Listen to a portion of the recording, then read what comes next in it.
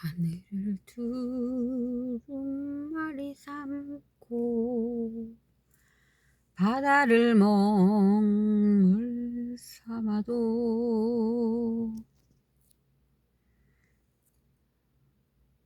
한없는 하나님의 사랑 다 기록할 수 없겠네. 하나님의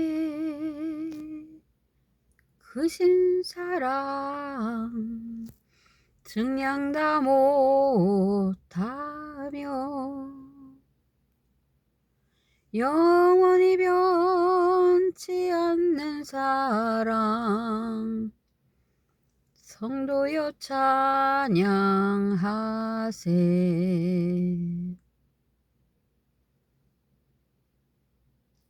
기록의 은사를 가진 사람들이 있습니다.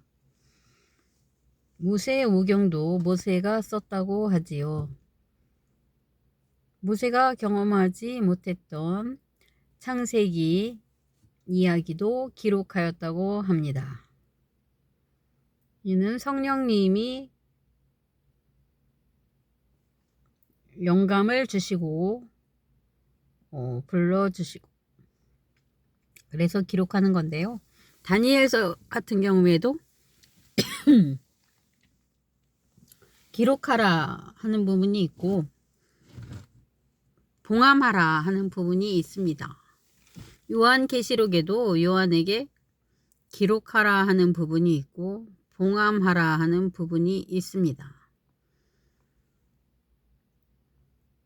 그럼 봉함한 성경은 언제 열릴까요?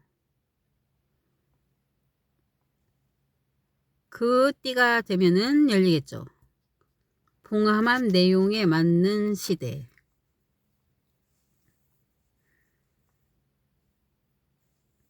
요즘은 반도체가 성행하고 있습니다. 반도체는 마법의 돌이라고 합니다. 예수님은 호산나 주의 이름으로 오시는 이여 라고 외치는 어린이들의 소리를 듣고 계셨어요. 그런데 그때 베드로가 말하죠. 어이 애들은 가라. 시끄러. 조용히 해. 그러자 이렇게 말씀하셨어요. 저 아이들을 막지 마라.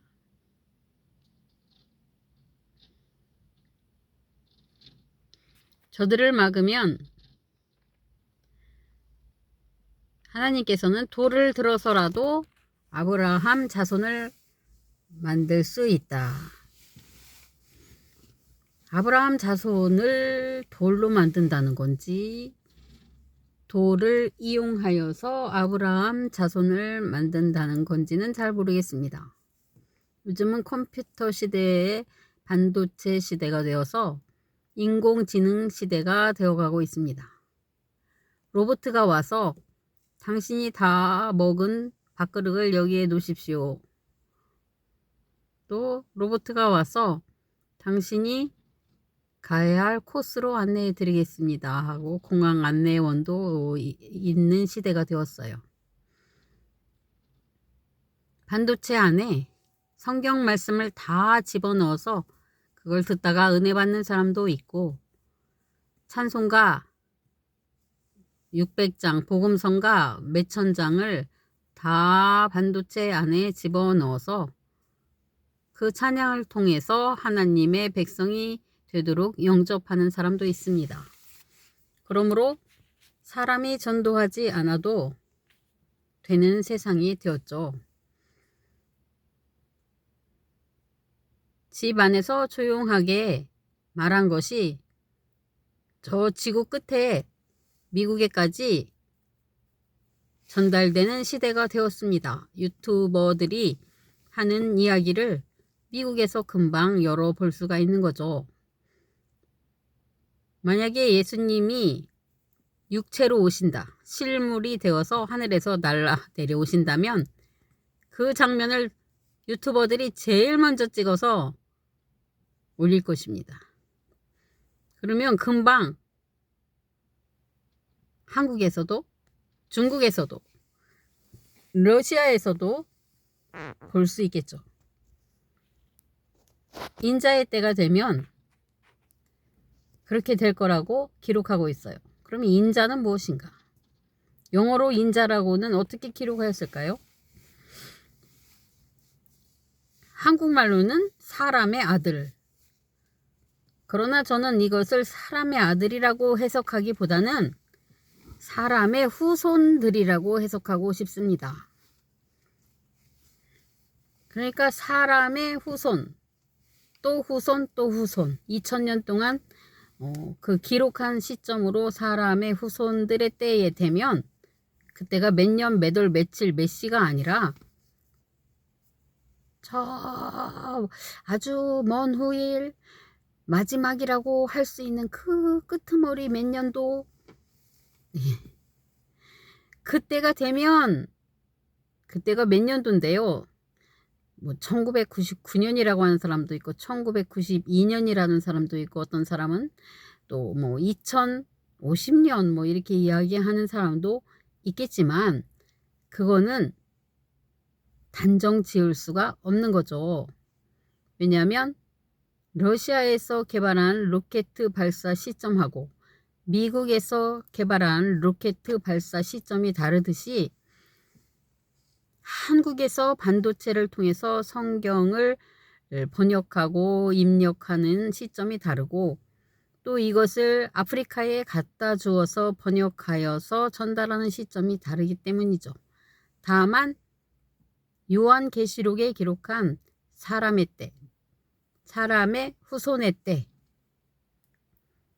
인자의 날, 한자로는 인자, 사람의 아들들의 때, 그렇게 해석을 해야 하는 건데 어느 성경학자가 해석하다가 그 마지막 때라고 했으니까 마칠종, 종말 이렇게 기록을 하였고 그때는 모든 인류가 멸망하는 것 같이 기록을 하였던 것입니다. 설교를 그렇게 하였던 거죠. 그러니까 해석이 불분명했던 것입니다. 어쨌든 지금 반도체를 통해서 성경을 가르치고 그 성경의 감동을 받으면 영적인 아브라함 자손이 되는 것입니다. 여러분은 이 부분에 대해서 놀라시는 분은 깨달으실 때에 멸망하여 지구가 네 조각이 난대더라 뭐 이런 게 아니고 예수님이 하늘에서 쭈르륵 내려오면 밑에서 사람들이 번쩍 들려서 공중으로 쭈르륵 올라가는구나 이런 해석을 하였던 어떤 성경학자 또는 목사님들의 해석이 잘못되었을 수도 있다는 것을 인정해야 하는 것입니다. 그래서 인간이 지구 위에 이상향을 만드는 것, 그것이 진짜 천국이라고 해석하는 것이 옳습니다. 사막에 샘이 넘쳐 흐르리라고 예언을 했는데요. 예전에는 사막에 무슨 샘이 넘쳐 흐르느냐. 비가 오면 와드라고 해서 빗물이 와드드드드 지나가면 그 다음에 또 메마른 사막이 되어 있었어요. 그러나 최근에 사하라 사막에 땅속 깊은 데에 물이 있다는 걸 발견하고 거기에 관정을 뚫어서 뭐 수천 킬로까지 물길을 낸 놀라운 역사가 이루어졌어요. 우리나라 동아건설이 그 일에 동참을 하였어요. 그러나 정치적으로 또 방해 공작이 있어서 지금은 1차, 2차 수로공사를 마치고 잠시 중단되어 있는 상태인 것이고 또 그 물길이 가는 곳마다 샘이 넘쳐 흐르고 꽃밭이 피어나고 독사굴에 사자 어린이가 손 놓고 요즘 독사들이라고까지는 안 해도 좋겠지만 종자 개량을 해서 뭐 심지어는 뭐 그런 부류를 애완동물 취급을 해서 기르는 사람도 있고, 동물원에 넣어서 진열하는 사람도 있고, 심지어는 또 사자나 뭐 이런 무리들하고도 어릴 때부터 친해서 같이 뒹굴기도 하고, 이런 세상이 되었습니다. 심지어 뭐 호랑이도 애완견처럼 그렇게 키우는 사람들이 있게 되었어요. 그만큼 풍족하여서 먹이나 훈련을 통해서 야생동물까지도 온순하게 만드는 기술이 발전되어 버렸습니다. 이 모든 것을 총체적으로 볼 수 있는 눈은 오늘날 이 마법의 돌, 반도체, 그리고 인공위성을 통해서 세계가 공유하고 있습니다. 그러므로 종말이 왔다고 너무 두려워할 것도 없고, 그리고 종말이 폭력적인 또는 멸망적인 종말이 아니라고 해서 우리가 함부로 폭력적이거나 아니면은 함부로 악을 행하는 그런 부류로 전락하는 일은 더 이상은 없는 천국의 세상이 펼쳐진다고 보아야겠습니다. 예전에는 사람을 종부리듯 하는 거에 대해서 희열을 느낄 수밖에 없는 대지주나 부유한 자들의 폭력이 많이 있었어요. 이제는 물질적으로도 공유할 수 있는 시스템이 형성되었어요. 예전에는 가난한 자에게 쌀을 주려면 그 집까지 갖다 주든가 그 집에 가서 가져가라고 이야기를 해야 소나 달구지를 통해서 또는 사람의 힘을 통해서 나눌 수가 있었지만, 지금은 돈이라는 것, 은행 제도를 가지고 일순간에 전국에 있는 모든 사람에게 동시다발적으로 동일한 금액을 입금할 수 있는 제도가 생겼어요. 이를 통하여서 부가 마음만 먹으면 공평하게 나누어질 수 있는 세상이 되었지요. 우리나라도 연금 제도가 도입이 되어서 정액, 그러니까 고령화 되신 분들에게 정액으로 이렇게 나누고 일정 소득층 이하인 사람들에게 동일한 금액의 연금을 제공하겠다는 계획을 가지고 있습니다. 얼마 전에 세 모녀가 함께 자살한 일이 있었어요. 그 가정은 제도의 틀에 잘 맞추기만 했으면 기초수급자가 되어서 죽지 않고 삶을 영위할 수가 있었는데, 그렇게 도와주는 사람이 없었고, 그들에게는 그만한 지식이나 그 제도에 자기들을 맞출 어떠한 그 재능, 지식, 또 도와주는 사람이 없었어요. 그래서 한 유튜버가 네, 제가 그랬습니다. 이명박 대통령 시절이었거든요. 건의를 했습니다. 박근혜 대통령 시절이었나? 제가 이 연도는 정확하게 기억을 못하겠네요. 전 국민에게 똑같은 금액을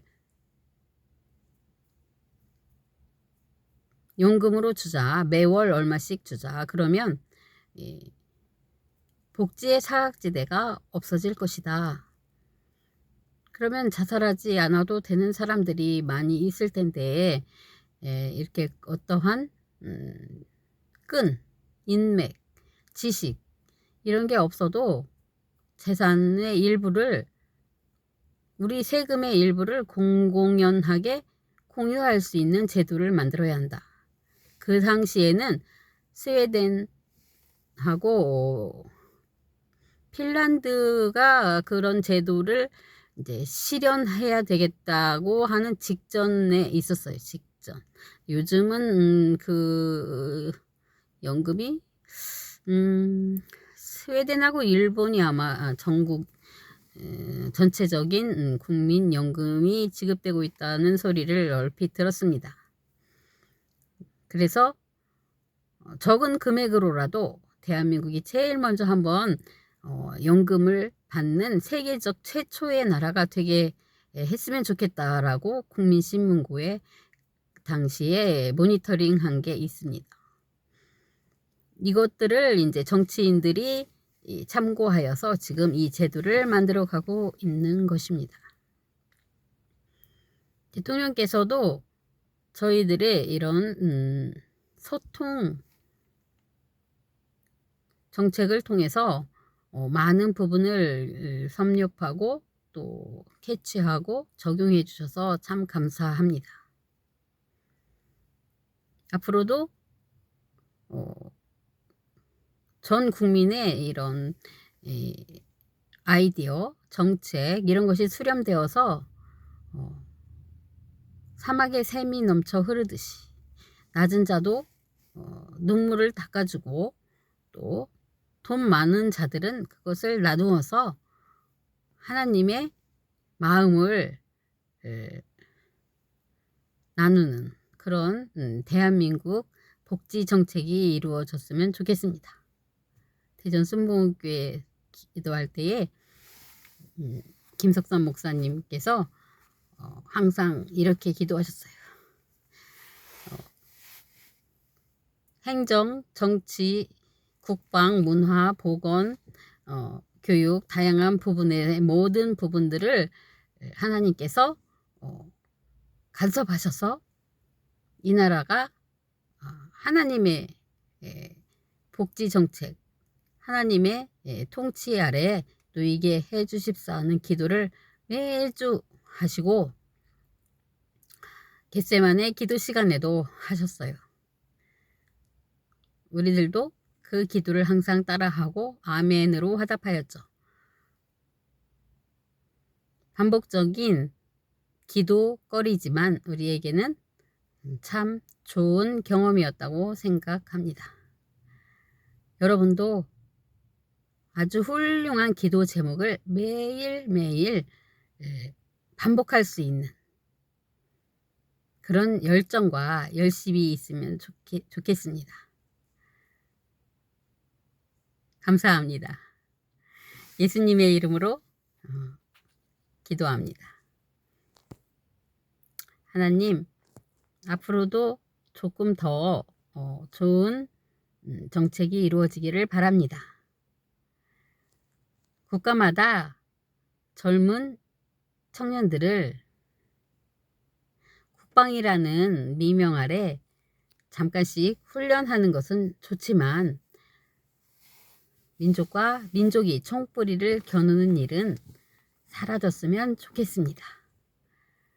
총으로 겨누어서 빼앗아가기 전에 우리 것들을 서로 나누고 베풀고 치료해 주어서 전 인류가 하나님의 마음으로 서로 도와주고 치료해 주어서 장구한 세월을 사는 나무와 같이 인간도 평안하고 기뻐하며 살게 도와주시옵소서. 모든 질병이 예방되게 해주시고 모든 가난도 예방되게 해주시고 사랑하며 사는 지구의 천국이 이루어지게 해주시옵소서. 일통하여 주님 홀로 영광받아 주시옵소서. 예수님의 이름으로 기도합니다. 아멘. 오늘은 2023년 10월 1일 주일입니다.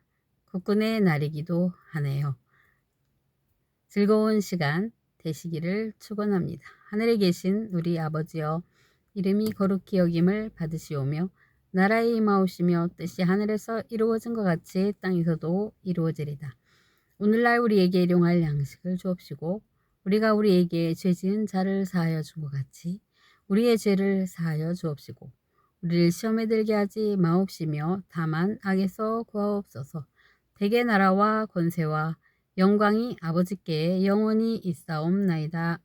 아멘.